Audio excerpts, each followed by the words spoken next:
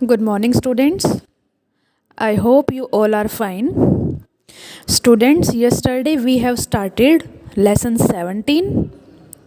कल हमने lesson 17 start किया था जिसमें हमने मून और स्टार्स के बारे में रीड किया था. Okay, today we will read rest of the chapter. So let's start and listen carefully. Constellations. Look at the sky for some time. Can you see some stars forming groups with shapes like those in figure 17.11?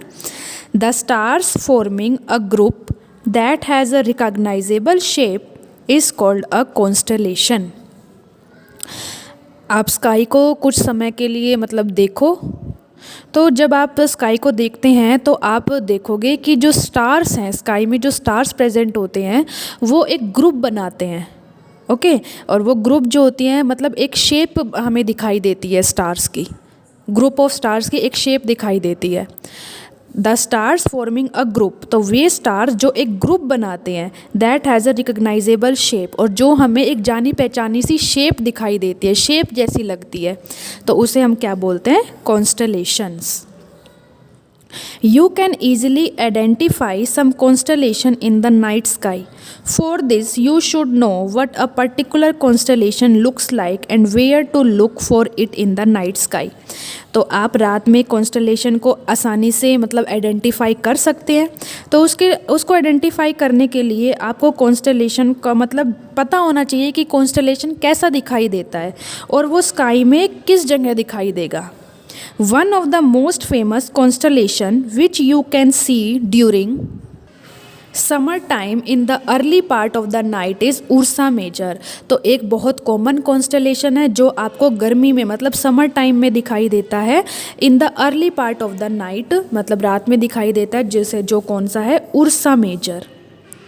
It is also known as Big Dipper, the Great Bear और the Saptarishi. Ursa major को हम big dipper भी कहते हैं, great beer भी बोलते हैं और सप्तऋषि भी बोलते हैं. There are 7 prominent stars in this constellation. It appears like a big ladle or a question mark.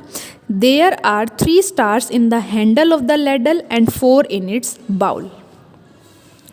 तो इसे हम बिग डीपर, ग्रेट बियर और सप्तऋषि भी कहते हैं. तो इस कॉन्स्टलेशन में 7 स्टार्स होते हैं. ओके, ये हमें एक बड़े से क्वेश्चन मार्क की तरह दिखाई देता है. ओके, तो इसमें एक लैडल की तरह दिखाई देता है, जिसमें से 3 स्टार्स तो उसके लैडल के हैंडल पे होते हैं और 4 स्टार उसके बाउल पे होते हैं. In ancient cultures, very interesting mythological stories have been constituted with the various constellation. Dipper used for drinking water in ancient times. अब देखो यहाँ पे आपको डायग्राम में कुछ कॉन्स्टलेशन भी दिए हैं. Great beer, Orion, कैस्पियो, Leo major. Ursa Major Saptarishi. Saptarishi has been associated with 7 well-known ancient Indian sages. सप्तऋषि में सात होते, सप्तऋषि जो होते हैं वो 7 स्टार से बना होता है. एज ऋषिज, सप्तऋषि में 7 जो होते हैं उसको ऋषि की तरह बोला जाता है कि उसमें 7 जो होते हैं वो ऋषि होते हैं. According to the ancient mythology, the 7 sages who form the Saptarishi preserve the eternal knowledge of the Vedas and explain it to people in very new ways. तो जो ये सप्तऋषि, जो 7 sages होते हैं, ये हमें वेद के बारे में बताते हैं. Okay, next constellation is Orion. Orion is another well-known constellation that can be seen during winter in the late evening. तो ओरियन हमें विंटर में दिखाई देता है. विंटर में जब बहुत ज़्यादा शाम रात में दिखाई देता है. लेट इवनिंग रात के समय में हमें दिखाई देता है. It is one of the most magnificent constellation in the sky. It also has 7 or 8 bright stars. Orion is also called the Hunter. The 3 middle stars represent the belt of the hunter. The 4 bright stars appear to be arranged in the form of a quadrilateral. तो Orion जो होता है वो 7 या 8 bright star से बना होता है. ओरियन को हंटर भी कहा जाता है. और जो इसके बीच 3 मिडल स्टार जो होते हैं वो हंटर की बेल्ट की तरह रिप्रेजेंट होते हैं।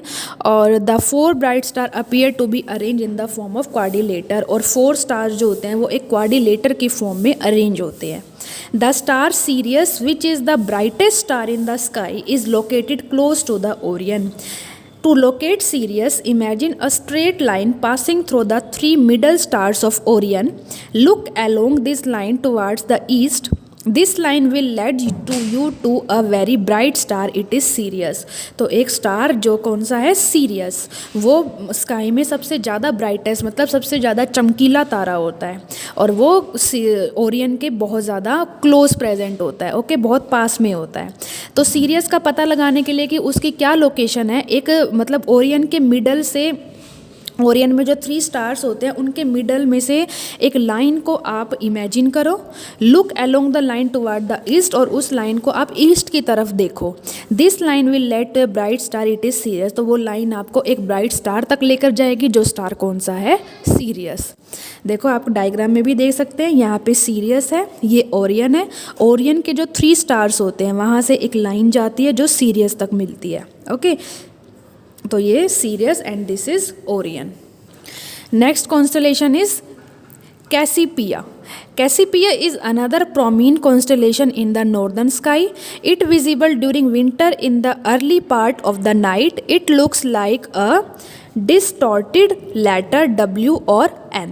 कैसिपिया एक दूसरा कॉन्स्टलेशन है जो नॉर्दर्न स्काई में दिखाई देता है। ये कब दिखाई देता है, ये विंटर के समय दिखाई देता है, ओके। विंटर सर्दियों की रात में हमें कैसिपिया दिखाई देता है, और ये मतलब W और M की तरह दिखाई देता है, लेटर W और M की तरह, ओके।